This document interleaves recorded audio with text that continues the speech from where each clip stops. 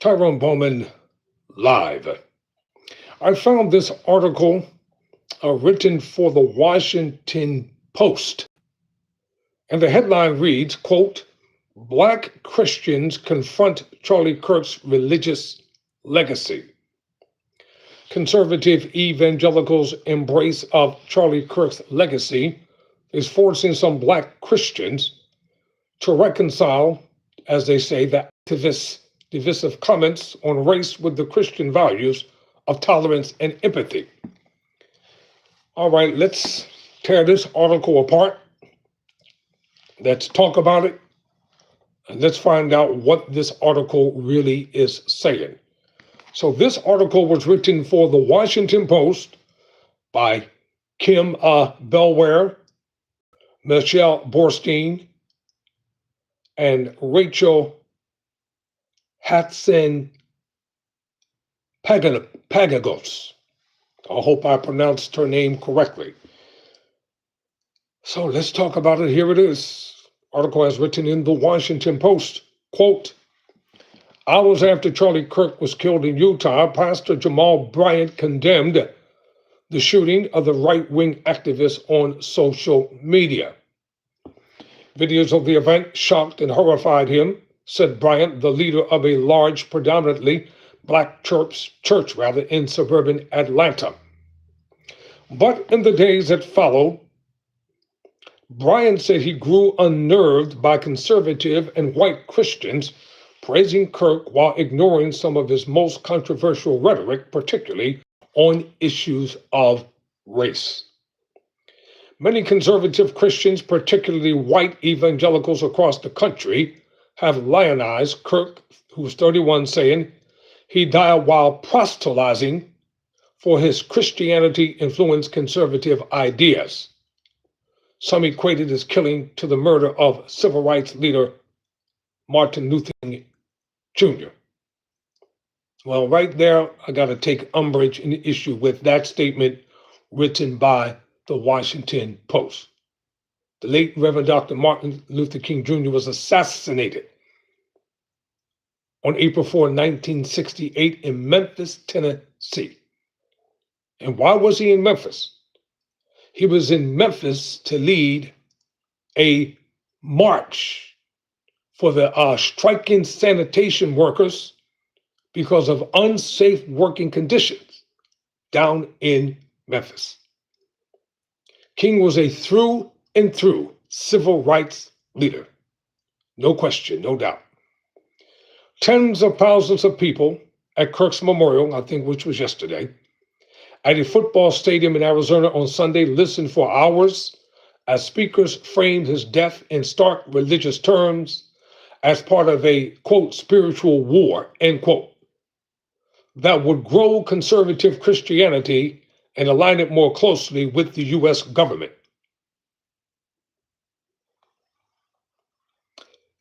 Speakers called Kirk a, quote, martyr, end quote, and a, quote, prophet, end quote. His colleagues at Turning Point USA, a conservative youth movement, said the event attended by President Donald Trump satisfied Kirk's dream to, quote, bring the Holy Spirit into a Trump rally, end quote. All right, there are three things that stand out here. Number one, how are you going to turn him into a martyr? Number two, how are you going to turn him into a prophet? And number three, what did the Holy Spirit have to do with the memorial? See, these are things that white conservative Christianity, especially these racist evangelicals who endorse slavery, by the way, always try to whitewash and forget about history. No one is advocating or saying what happened should have happened. But you're not going to blame Black people for it either. That you will not do. What happened on that day did not happen by the hands of Black people. It happened down in Utah. The person in question, the alleged assassin, is in custody. And the person is not Black. And that's the reason why I don't have nothing to do with white evangelicalism to this day.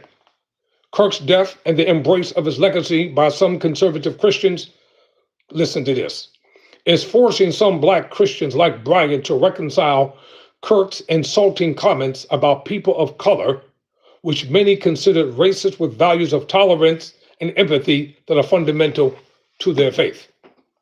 Quote, I think that their allegiance to their political association trumps their connection to the cross, end quote.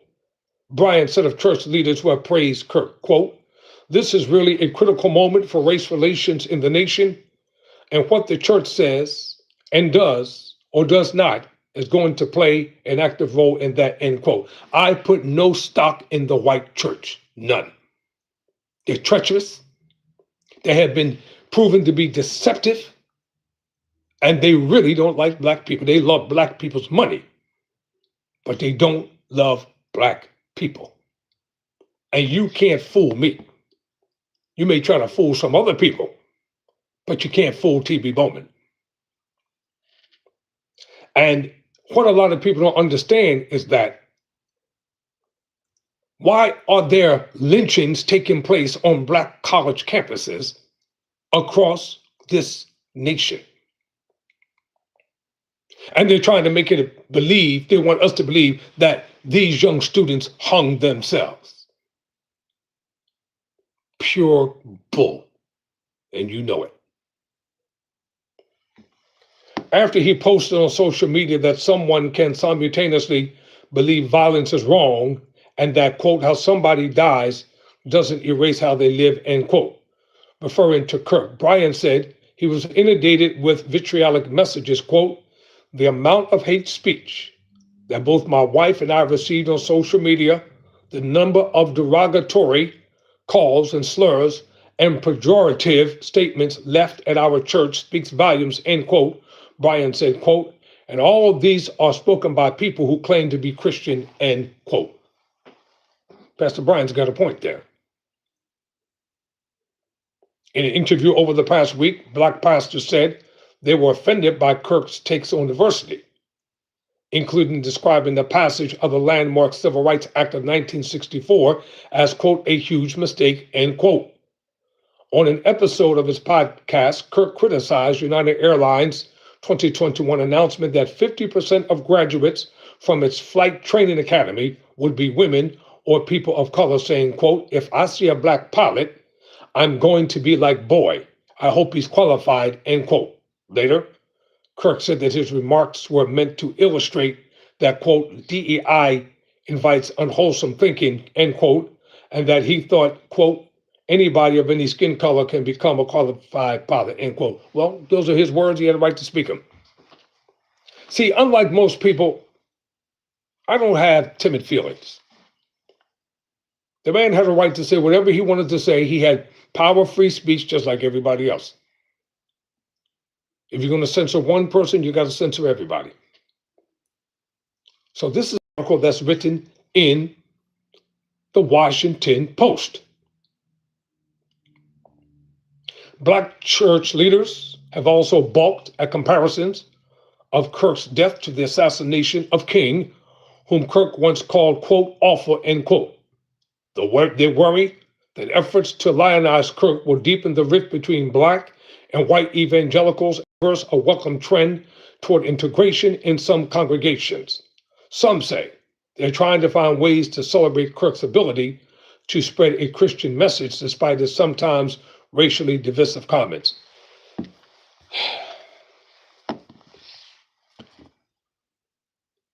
You know, in America, you got the black Christians and you got the white Christians. You got white denominations, you have black denominations. It's always been that way, and it's going to continue to be that way.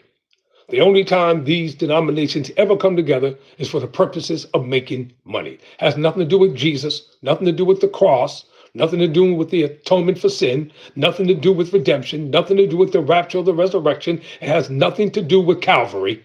It's about making money. Bottom line. Go and search the board of directors of your average mega evangelical religious organization. You won't find one black person in any position of authority. Not one. They're not on the board of directors because it's a family business. They pass their ministries and churches from one family member down to the other.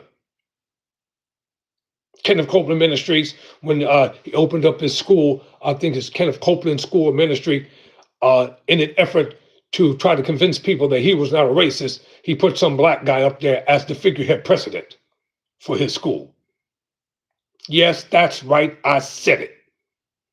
And I'm not taking it back. He is a racist. After Kirk's death, Stanley Talbot, the senior minister at Normandy Church of Christ in Los Angeles, which has a predominantly black congregation, said, some members asked that the congregation pray for Kirk. In his sermon, he sought to condemn Kirk's shooting while acknowledging that black people were also victims of violence, noting that at least 5 historically black colleges and universities received threats the week of his death.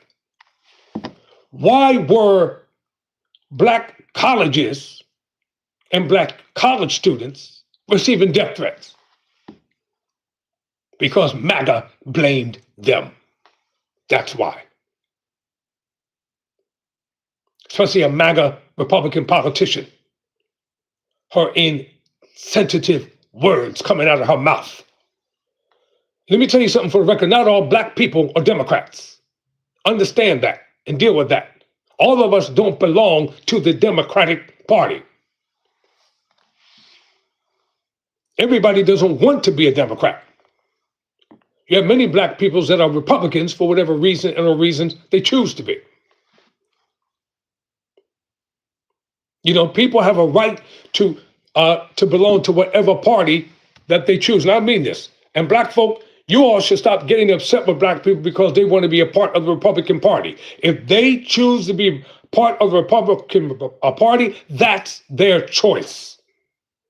That's their prerogative. Doesn't mean they don't love black people. It doesn't mean that they're not black. If they have a differentiation in ideology, in values, why are you condemning them if they want to be a part of the Republican Party? The Democratic Party historically has proven that they don't want to do anything to help black people. What's true? They've proven they don't want to do anything to help black people, but they still want black votes. And all to President Trump, when he launched this campaign, who did he come to first?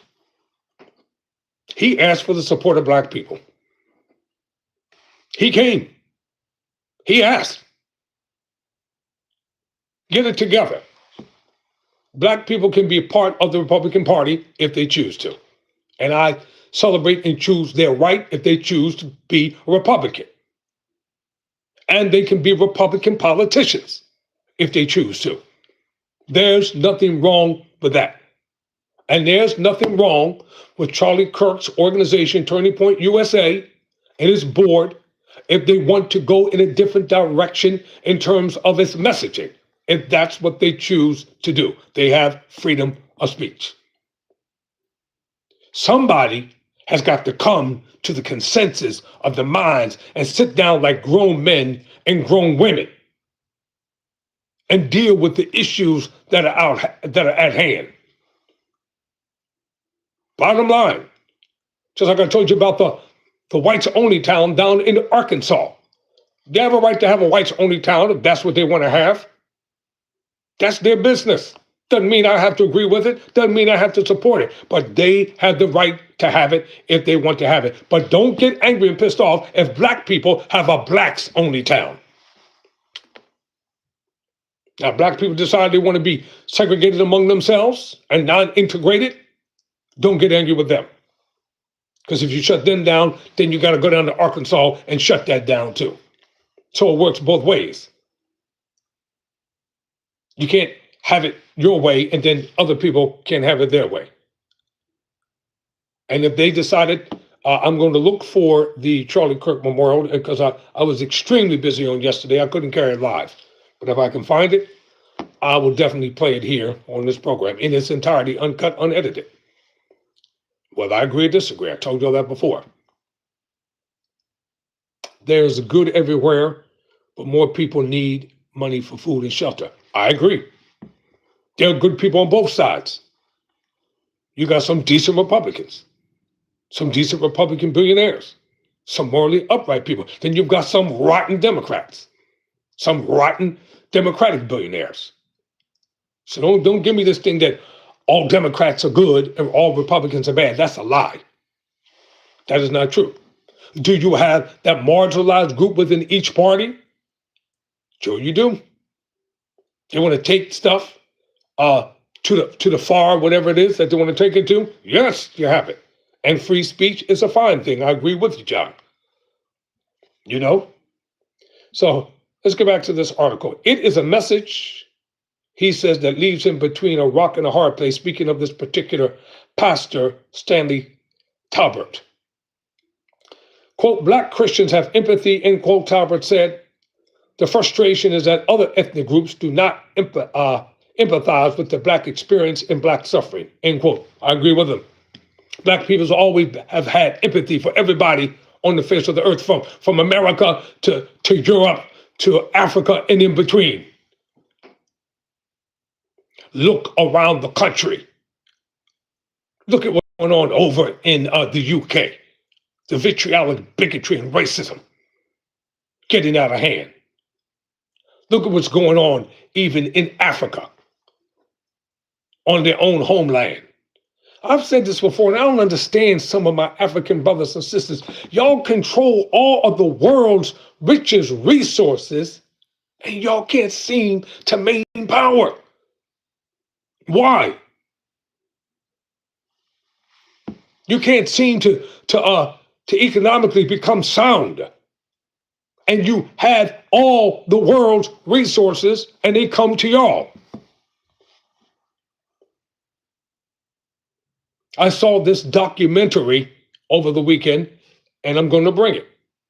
I think it's only right, and I think it's only fair. It has to deal with South Africa. And I'm going to show it in its entirety, because I wanted to research it for myself, and I wanted to be sure once I bring it that it's right. Listen, it's about the racism from Black people that's going on in South Africa right now. It is real. It's not something that the press made up. It's not something that's a figment of anybody's imagination. It's real, it's documented, and it should not be. Either you're going to have peace in the nation or you're not going to have peace in the nation. It wasn't right during apartheid, and it's not right now. So Esau McCauley, an associate professor of the New Testament at Wheaton College in Illinois, said he is trying to strike a delicate balance when addressing Kirk's death before the multiracial congregation at the church where he is founding pastor. The activist's words were likely to have been hurtful to many members, McCauley said, but his death robbed Kirk of a chance to grow in his understanding that empathy is, quote, a Christian superpower, end quote. Well, that's for everybody, Reverend, not just for one person. Quote, I believe that no matter who you are or what you've done, you have the potential to grow and change to be better. And for that reason, anyone's death is a tragedy, end quote, McCauley said. Quote, it's sad if someone dies in the middle of their story and we never get to see how the rest of it changes because you never know what God could do in someone's life, end quote. Well, what about Reverend Dr. Martin Luther King Jr., who was assassinated and shot down in the prime of his life? Because during that time, these same white evangelical preachers certainly weren't supporting Dr. King and his cause. If anything, they doubled down, they quadrupled down on segregation and all that stuff that was the norm of the day. That's why I took umbrage with Jerry Jones, the owner of the Dallas Cowboys, when he said that he didn't understand what was going on down in Arkansas. He's a liar. He knew exactly what was going on down in Arkansas. And that's not just for one person. Everybody has the capacity to change. The need to respond to Kirk's death tests the church's ability to bridge any lingering racial divisions. He said, well, you can forget that, Reverend, because racism is still going to be a major problem in this nation. Whether you don't want it to be or not, because the racists and those who support it and those who fund it and those who want it to always be at the forefront and the billionaires who back it, they don't want peace between the races. National events do not define what a congregation is, Macaulay said. It unveils where the congregation is. Among some conservative-leaning black pastors, Kirk's grisly public shooting and the mixed response to it, including among those critical of the activists' inflammatory rhetoric, has also led to anguished relations. Well, Kirk was not an activist. You all are saying he's an activist, but he wasn't an activist. Because if you are a true activist, that means you are advocating for everybody, not just for one group of people. You know why? I respect everybody's right to their political ideology and to their thoughts and opinions. Don't try to change something into what it wasn't was. An individual who is in custody still has not confessed to this awful deed. 3 days after Kirk's killing, B. Dwayne Hardin, the founder and senior pastor at Embassy ATL Church north of Atlanta, was barely into his Saturday sermon when he acknowledged that not all of his congregants might want to hear what he was about to say. Well, let's find out what the pastor said at his Embassy ATL Church. Quote, "You can turn a deaf ear to me right now because you think I'm going in a certain direction," Hardin said. "If it's easier for you, you can make a departure. I'm good." Close quote. Hardin, the Trump supporter who hosted a Believers for Trump event at his church last year, told the congregation that he was appalled by Kirk's killing and also horrified by the actions of people who claim to be Christian, but then rejoice in the destruction of the people around us, quote, close quote. Quote, "For you to celebrate or have no sensitivity to the death of a whole man with a whole wife and children, what the he double hockey," basically the pastor was cussing. Basically, he's cussing, what the hell double hockey sticks, end quote. And the audience people clapped and the woman shouted yes. Hardin, who did not respond to requests for comment, suggested that many people did not fully understand who Kirk was, including how he had ministered around the world for his Christian faith.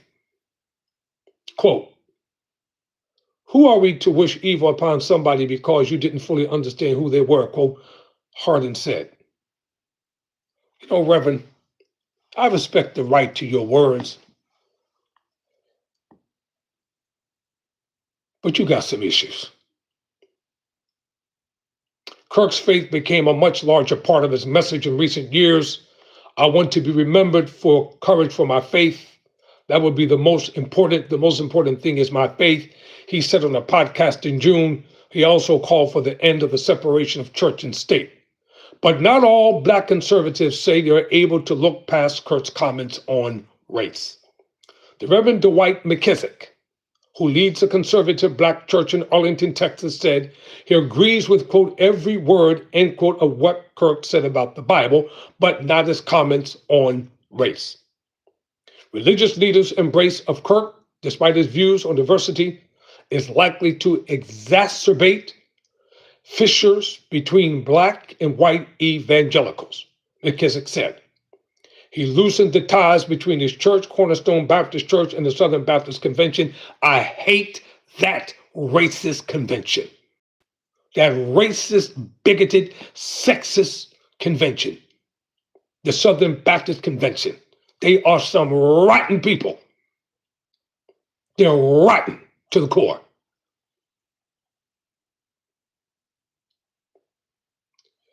said white evangelicals don't care enough about healing racism.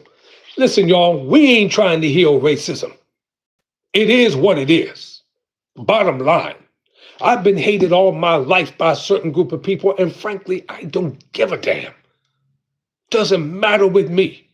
You can hate me, loathe me, despise me because of my skin color. It doesn't stop me from thinking. It doesn't stop me from being smart. It doesn't stop me from having differences of opinion. It doesn't stop me from interworking with people from all walks of life. Young and old, rich and poor, black and white, and in between. Because skin color doesn't make me who I am. I am a man first. And that's what you all need to learn how to do. You know, most of us have never heard Charlie Kirk talk about his faith or his religious views. And in the 3 years that I listened to him and watched him, and believe me, I listened to hundreds of his speeches, I never heard him talk about his faith. I never heard his reviews on Christ and redemption in Christianity. I'm just telling you what I never heard. Religious leaders' embraces of Kirk, despite his views on diversity, well, I read that, quote, it's a mystery to black people how evangelicals can hear all the quotes, no matter how they try to contextualize them, and they're okay with that, end quote. He said, quote, that lets us know we're worshiping and fellowshipping with people who view us exactly as Charlie Kirk views the black airline pilot, end quote. In the meantime, he's telling his congregants to prepare, quote, this Charlie Kirk thing has expedited things. I told my people to get ready spiritually, financially, get your house prepared, end quote. He said, get everything it takes just in case the Civil War does break out, end quote. That's what the Reverend said from his pulpit. Because it's not going to affect him. Now, with this lily white racist behind, it's not going to touch him and his family. And in America, whether people like it or not, whether they want to believe it or not, whether they want to accept it or not, you got a certain element and a certain fragment of people, they don't want peace, they want war. They don't want civility, they want chaos. They don't want reconciliation. They want to go back to the Confederacy days, to the Confederate presidency days, when Jefferson Davis was the first Confederate president. Those are the days they want to go back to. They want to go back to the days when black people had to carry papers around with them, when they had the slave control days. And that's what they're gaming for. That's what they want. And these billionaires are not going to support any MAGA nonprofit organization that does not espouse their racial theology. They're not going to do it. May Charlie Kirk rest in peace, and I sincerely mean that. You know, and I wish the best for his widow, for his family, and even for all those at turning point, whatever direction they decide to take the organization in. Hopefully, a lot of good will come. But during the meantime, the individual or individuals that's responsible for this terrible tragedy that occurred in the nation, they have to be brought to justice. And they have to answer for what took place. No one, I'm going to end this program by saying this, no one deserved to die for their beliefs. Nobody deserved to be assassinated the way the late Charlie Kirk was. It's terrible, shouldn't happen, and people got to pay for it. And I'll go on record to say that young man, if he did that, he did not act alone. There's a cover-up somewhere that's taking place. It'll all come out in the end when they arrested James Earl Ray for the assassination of Martin Luther King Jr. Initially, they said he pled guilty, and he took back his guilty plea. You watch. Everything will be made manifest. Black evangelicals and black conservatives, if the black conservatives and the white conservatives don't come to the consensus that racism is wrong and deal with it, you're going to have a great divide and a great split in America when it comes to faith and religion. White folk are going to be over here and black folk are going to be over there, just like it was during the days of segregation. Never surrender. Never quit.